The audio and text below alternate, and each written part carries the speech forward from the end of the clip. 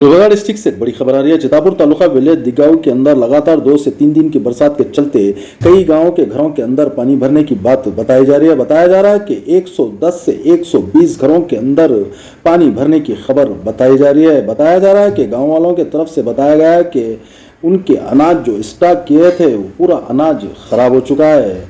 चितापुर तहसीलदार नागप्पा हीरामठ ने इस गांव का जायजा लिया और वहां के लोगों को आश्वासन दिया है कि जितना भी हो सके गवर्नमेंट ऑफ कर्नाटका से जितना भी गांव वालों का नुकसान हुआ है उसकी नुकसान की भरपाई की जाएगी।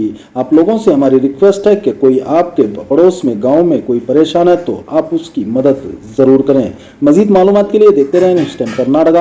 अगर फेसबुक पर देख रहे हैं तो पेज को फॉलो करना ना भूलें। अगर यूट्यूब पर देख रहे हैं तो चैनल को सब्सक्राइब करना ना भूलें। जय हिंद, जय Karnataka.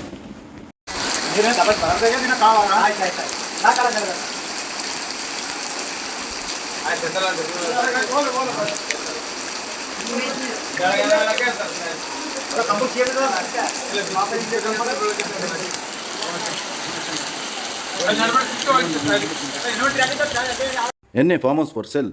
Fire easy installment. More detail contact Bhumi Builders and Developers. Mobile number 9972781789. Office address Baseswar Colony, Kalburgi.